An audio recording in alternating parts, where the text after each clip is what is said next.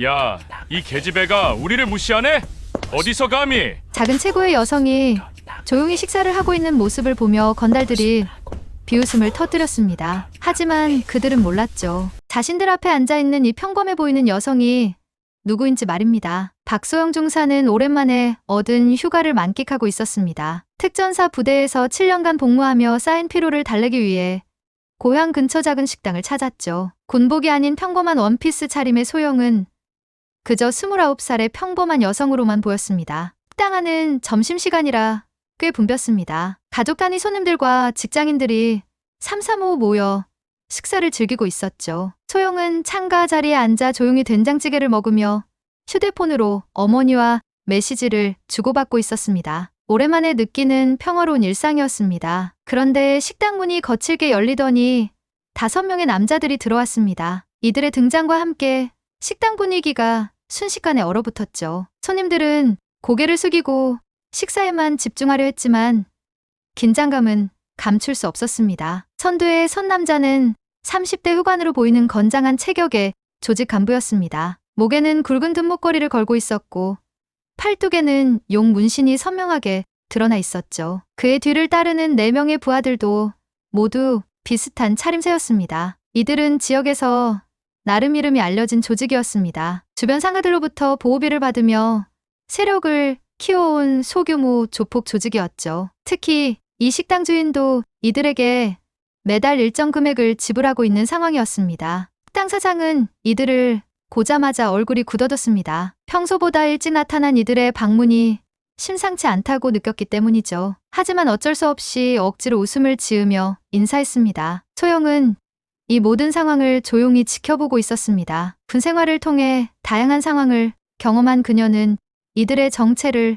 단번에 알아챘죠. 하지만 휴가 중이었고 굳이 문제를 일으킬 이유도 없다고 생각했습니다. 그저 조용히 식사를 마치고 자리를 떠날 계획이었습니다. 하지만 운명은 그녀의 계획과는 다른 방향으로 흘러가고 있었습니다. 조직의 간부인 최태식은 식당을 둘러보며 만족스러운 표정을 지었습니다. 오늘은 원래 보호비를 받으러 온 날이었죠. 하지만 평소와는 달리 식당에 손님이 많아서 조금 기분이 나빴습니다. 사장, 오늘 장사 잘 되네. 그럼 이번 달 금액도 좀 올려야겠는데? 식당 사장의 얼굴이 창백해졌습니다. 이미 부담스러운 금액이었는데 더 올린다니 말도 안 되는 소리였죠. 하지만 감히 반박할 수도 없는 상황이었습니다. 최태식의 시선이 창가에 혼자 앉아있는 소영에게로 향했습니다. 작은 체구에 조용히 식사하는 모습이 그의 눈에 들어왔죠. 평소 여성들을 함부로 대하는 것을 즐기던 그에게 소영은 좋은 타겟으로 보였습니다. 야, 저기 혼자 앉아있는 계집애 좀 봐. 우리가 들어왔는데도 인사도 안 하네? 부하들이 낄낄거리며 웃었습니다. 이들에게는 일상적인 일이었죠. 평범한 시민들을 괴롭히며 자신들의 힘을 과시하는 것이 이들의 습관이었습니다. 소영은 이들의 시선을 느꼈지만 모른 척했습니다. 불필요한 마찰을 피하고 싶었기 때문이었죠. 하지만 이런 그녀의 태도는 오히려 최태식의 자존심을 건드렸습니다. 다른 손님들은 모두 고개를 숙이고 있는데 혼자만 태연하게 식사를 계속하는 모습이 그를 자극했던 것입니다. 지역에서 나름의 권력을 가진 자신을 무시하는 것처럼 느껴졌죠. 식당 분위기는 점점 더 무거워졌습니다. 다른 손님들은 빨리 식사를 마치고 나가려고 했지만 이들의 눈치를 보느라 쉽게 자리를 뜰 수도 없었습니다. 소영은 스마트폰을 보며 어머니와의 대화를 계속하고 있었습니다. 내일 집에 내려가서 함께 저녁을 먹자는 따뜻한 메시지였죠. 오랜만에 느끼는 일상의 소중함을 만끽하고 있었습니다. 하지만 최태식은 점점 더 불쾌해졌습니다. 자신들이 이 지역의 실력자라는 것을 모르는 외지인인 것 같았지만 그렇다고 해서 무시당할 이유는 없다고 생각했죠. 야, 김수호, 저 계집애한테 가서 인사 좀 받아와. 김수호는 최태식의 오른팔 역할을 하는 부하였습니다. 덩치도 크고 성격도 거칠어서 이런 일에는 전문가였죠. 그는 비실거리며 소영이 앉은 테이블로 다가갔습니다. 소영은 김수호가 다가오는 것을 느꼈지만 여전히 휴대폰에 집중하는 척했습니다. 하지만 마음속으로는 이미 상황을 파악하고 있었죠. 군에서 배운 위험, 감지 능력이 작동하기 시작했습니다. 야, 아가씨, 우리 형님이 부르시는데 인사나 하고 가지? 김수호가 소영의 테이블 앞에 서서 거만한 목소리로 말했습니다. 하지만 소영은 여전히 고개를 들지 않았죠. 이런 상황에서는 눈을 마주치지 않는 것이 최선이라고 판단했습니다. 김수호는 소영의 반응에 당황했습니다. 평소라면 겁에 질린 표정으로 벌벌 떨거나 아니면 애교라도 부리며 무마하려고 하는 것이 일반적이었거든요. 하지만 소영은 마치 자신이 존재하지 않는 것처럼 행동했습니다. 야, 듣기는 들었냐고. 김수호가 목소리를 높이며 소영의 어깨를 툭 쳤습니다. 그 순간 소영의 몸이 미세하게 굳어졌죠. 특전사 훈련을 통해 단련된 반사신경이 작동하기 시작했습니다. 하지만 아직은 참았습니다. 죄송합니다. 전화통화 중이었어서 못 들었네요. 소영이 처음으로 고개를 들며 조용히 말했습니다. 평화로운 해결을 원한다는 의미였죠. 하지만 그녀의 차분한 태도는 오히려 김수호를 더욱 자극했습니다. 아, 이 계집애가 되게 차갑게 나오네. 우리가 만만해 보여? 최태식이 자리에서 일어나며 직접 나섰습니다. 부하가 제대로 처리하지 못하는 모습이 자신의 체면을 깎아내린다고 생각했기 때문이었죠. 다른 손님들은 숨을 죽이며 지켜보고 있었습니다. 누군가는 조용히 휴대폰으로 신고를 하려고 했지만 최태식의 부하 중 한 명이 이를 눈치채고 제지했죠. 아가씨, 여기가 어딘지 알아? 이 동네에서 우리 모르는 사람은 없는데 말이야. 최태식이 소영의 맞은편에 앉으며 위협적인 목소리로 말했습니다. 그의 목에 있는 굵은 금목걸이가 형광등 불빛에 반짝였죠. 소영은 최태식을 정면으로 바라봤습니다. 그녀의 눈빛에는 두려움이 전혀 없었죠. 오히려 차가운 냉정함만이 흘러나왔습니다. 이런 모습은 최태식이 지금까지 만났던 여성들과는 확연히 달랐습니다. 그래서 뭘 원하시는데요? 소영의 담담한 반응에 최태식은 당황했습니다. 보통 이 정도면 벌벌 떨거나 울음을 터뜨리는 것이 일반적이었거든요. 하지만 소영은 마치 이런 상황에 익숙한 것처럼 침착했습니다. 뭘 원하냐고? 당연히 예의를 지켜달라는 거지. 우리 같은 어른들 앞에서는 고개 숙이고 인사부터 하는 게 상식 아니야?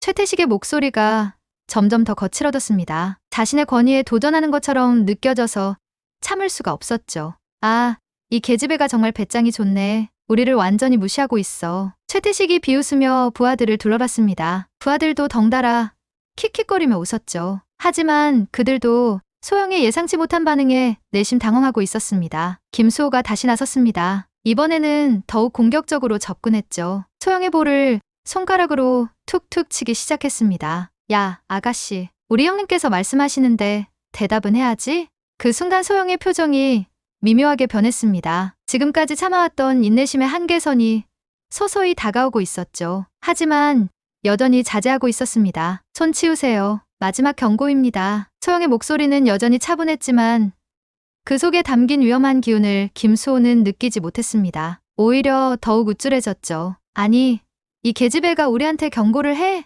야, 너 정말 죽고 싶어? 최태식이 테이블을 주먹으로 내리쳤습니다. 그 소리에 식당 안의 모든 사람들이 움찔했죠. 아이들은 무서워서 엄마 품에 안겼고 어른들은 더욱 고개를 숙였습니다. 하지만 이때 최태식은 치명적인 실수를 저질렀습니다. 다른 손님들까지 위협하기 시작한 것이었죠. 야, 여기 있는 사람들 다 들어. 이 계집애가 우리를 무시하고 있는데 너희들은 어떻게 생각해? 식당 안의 가족들이 더욱 움츠러들었습니다. 특히 어린아이를 데리고 온 젊은 부부는 아이가 울까봐 전전긍긍하고 있었죠. 이 모습을 본 소영의 눈빛이 완전히 바뀌었습니다. 자신을 괴롭히는 것은 참을 수 있었지만 무고한 시민들까지 위협하는 것은 용납할 수 없었습니다. 지금 무고한 사람들까지 끌어들이실 건가요? 소영이 일어나며 조용히 말했습니다. 그녀의 목소리는 낮았지만 그 속에 담긴 위압감은 상당했죠. 처음으로 최태식이 약간의 위기감을 느꼈습니다. 하지만 이미 돌이킬 수 없는 선을 넘었습니다. 부하들 앞에서 체면을 잃을 수도 없었고 지역에서의 위상도 지켜야 했죠. 뭐? 무고한 사람들? 여기는 다 우리 구역이야. 우리가 보호하고 있는 사람들이라고. 최태식이 오히려 목소리를 높였습니다. 그런데 이상했습니다. 지금까지 순순히 당하고만 있던 작은 최고의 여성에게서 묘한 압박감이 느껴지기 시작했거든요. 소영은 천천히 지갑을 꺼내 계산할 돈을 테이블 위에 놓았습니다. 그리고 조용히 자리에서 일어났죠. 가방을 메고 출구를 향해 걷기 시작했습니다. 야, 어디가? 우리가 가라고 했냐? 김수호가 소영의 팔을 붙잡았습니다. 그 순간이었습니다. 드디어 소영의 마지막 인내심이 끝나는 순간이었죠. 촌나 소영의 목소리가 얼음처럼 차가워졌습니다. 김수호는 그 목소리에서 느껴지는 살기의 순간 움찔했지만 부하들이 보는 앞에서 물러설 수는 없었죠. 뭐라고?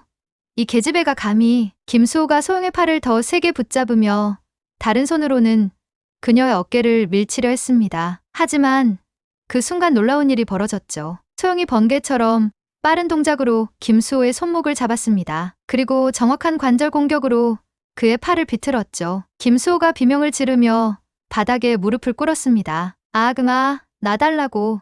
식당안이 순식간에 조용해졌습니다. 아무도 예상하지 못했던 상황이었거든요. 그 작은 최고의 여성이 건장한 남성을 단숨에 제압한 것이었습니다. 최태식과 다른 부하들도 순간 얼어붙었습니다. 지금까지 경험해본 적 없는 상황이었죠. 평범해 보이던 여성이 갑자기 무술고수로 변신한 것 같았습니다. 저는 대한민국 육군 특전사 박소영 중사입니다. 소영이 처음으로 자신의 정체를 밝혔습니다. 그 순간 식당 안의 분위기가 완전히 바뀌었죠. 특전사라는 단어가 주는 위압감은 상당했습니다. 김수호는 여전히 바닥에 무릎을 꿇고 있었습니다. 소영의 관절기에 당해 움직일 수도 없었죠. 다른 부하들은 어떻게 반응해야 할지 몰라서 당황하고 있었습니다. 특전사, 설마 진짜야? 최태식이 믿기지 않는다는 표정으로 물었습니다. 하지만 소영의 압도적인 기술과 차가운 눈빛을 보니 거짓말 같지는 않았죠. 소영은 김수호를 놓아주며 한 발 뒤로 물러섰습니다. 하지만 언제든 다시 공격할 수 있는 자세를 유지하고 있었죠. 특전사 훈련을 통해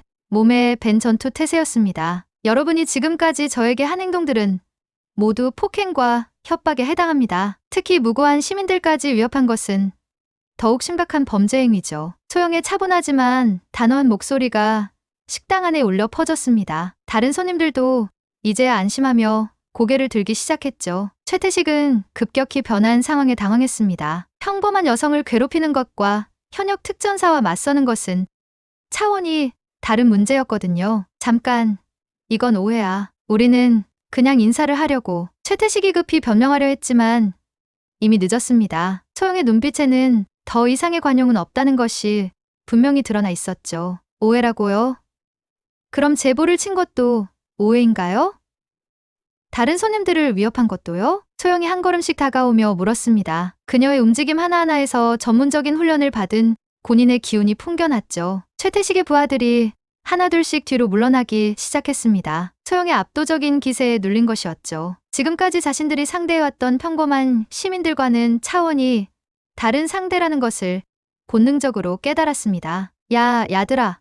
뭐하고 있어? 덤벼. 최태식이 부하들에게 소리쳤지만 아무도 선뜻 나서지 못했습니다. 김수호가 단숨에 제압당하는 모습을 고누라 더욱 그랬죠. 소영은 휴대폰을 꺼내 어디론가 전화를 걸기 시작했습니다. 최태식이 급하게 만류했죠. 잠깐, 전화는 뭐야? 당연히 신고죠. 폭행과 협박, 그리고 영업방해까지. 제목이 꽤 많네요. 소영의 차분한 대답에 최태식의 얼굴이 창백해졌습니다. 경찰에 신고라도 당하면 그동안 이 지역에서 쌓아온 기반이 흔들릴 수 있었거든요. 아니야. 오해야. 오해. 우리는 그냥 친근하게 인사하려던 것뿐이야. 최태식이 급히 해명하려 했지만 소영은 이미 전화를 걸고 있었습니다. 그런데 놀랍게도 그녀가 건 전화는 경찰서가 아니었죠. 여보세요. 중대장님. 저 박소영입니다. 지금 휴가 중인데 상황이 생겼습니다. 소영이 자신의 상급자에게 전화를 걸었습니다. 이는 최태식에게 더 큰 충격이었죠. 단순히 경찰에 신고하는 것이 아니라 군 조직에 보고하는 것이었습니다. 네.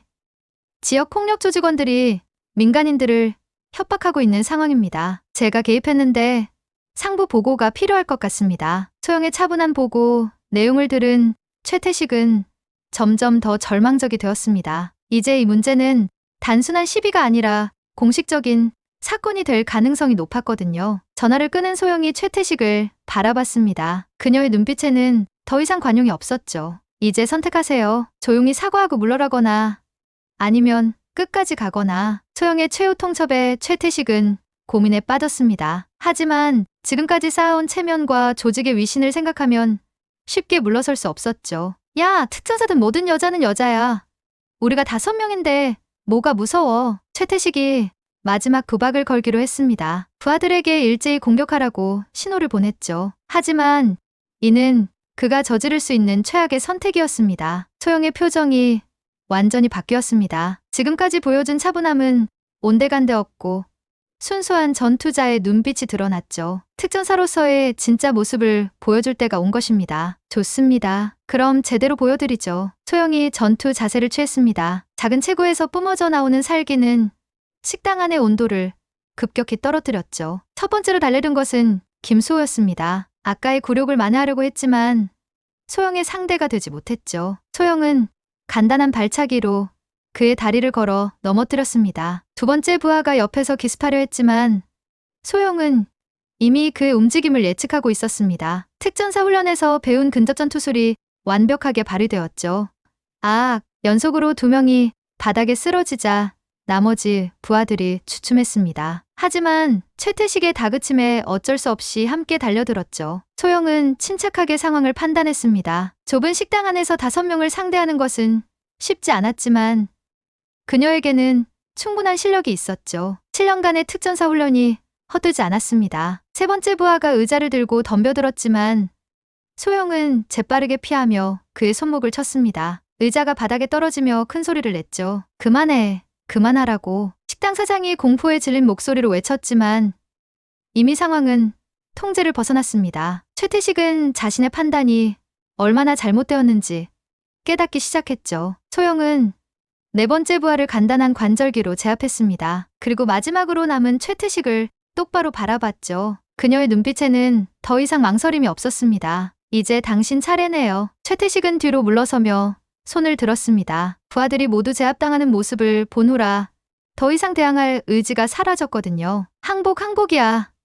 우리가 잘못했어. 하지만 소영은 그의 말을 믿지 않았습니다. 이런 류의 사람들은 기회만 되면 복수를 노리는 경우가 많았거든요. 무릎 꿇으세요. 소영의 단호한 명령에 최태식이 망설였습니다. 하지만 선택의 여지가 없었죠. 결국 바닥에 무릎을 꿇었습니다. 이제 여기 계신 모든 분들께 사과하세요. 그리고 다시는 이런 식으로 무고한 사람들을 괴롭히지 않겠다고 약속하세요. 최태식은 굴욕감에 치를 떨었지만 어쩔 수 없었습니다. 소영의 압도적인 실력 앞에서는 저항할 수도 없었거든요. 죄송합니다.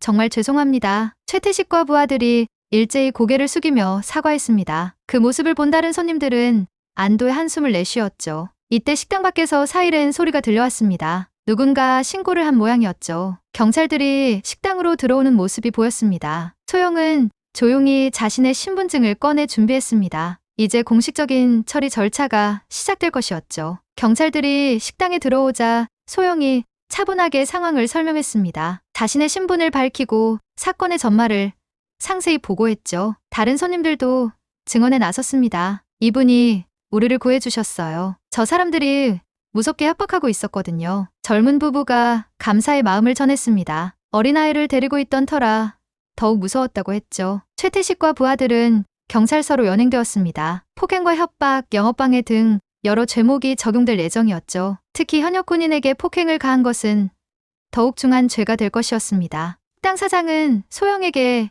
깊이 감사를 표했습니다. 그동안 이들 때문에 얼마나 고생했는지 모른다며 눈물까지 흘렸죠. 정말 고맙습니다. 덕분에 이제 마음 편히 장사할 수 있을 것 같아요. 소영은 담담하게 고개를 끄덕였습니다. 자신이 한 일은 당연한 것이라고 생각했거든요. 군인으로서 그리고 한 사람의 시민으로서 해야 할 일을 했을 뿐이었습니다. 경찰 조사가 끝난 후 소영은 조용히 식당을 나섰습니다. 다른 손님들이 감사 인사를 건네며 배웅해 주었지만 그녀는 여전히 담담한 표정이었죠. 정말 멋있으셨어요. 진짜 특전사는 다르네요. 한 대학생이 감탄하며 말했지만 소영은 그저 미소만 지었습니다. 자신에게는 일상적인 일이었거든요. 식당 밖으로 나온 소영은 깊은 숨을 들이마셨습니다. 평화로운 휴가를 보내려던 계획은 틀어졌지만 후회는 없었죠. 오히려 이런 일들이 일어나지 않는 세상이 되기를 바랄 뿐이었습니다. 휴대폰에 어머니로부터 메시지가 왔습니다. 내일 저녁 메뉴를 뭘로 할지 묻는 따뜻한 내용이었죠. 소영은 미소를 지으며 답장을 보냈습니다. 된장찌개로 해주세요. 오늘 먹다가 중간에 그만둬서 아쉬웠거든요. 그녀는 천천히 걸음을 옮겼습니다. 내일이면 다시 부대로 복귀해야 했지만 오늘 일어난 일은 좋은 경험이 되었죠. 평범한 시민들을 보호하는 것이 자신의 역할이라는 것을 다시 한번 깨달았습니다. 며칠 후 지역신문에 작은 기사가 실렸습니다. 시민을 괴롭히던 폭력 조직 검거라는 제목이었죠. 기사에는 소영의 이름은 없었습니다. 그녀가 원한 것이었거든요. 하지만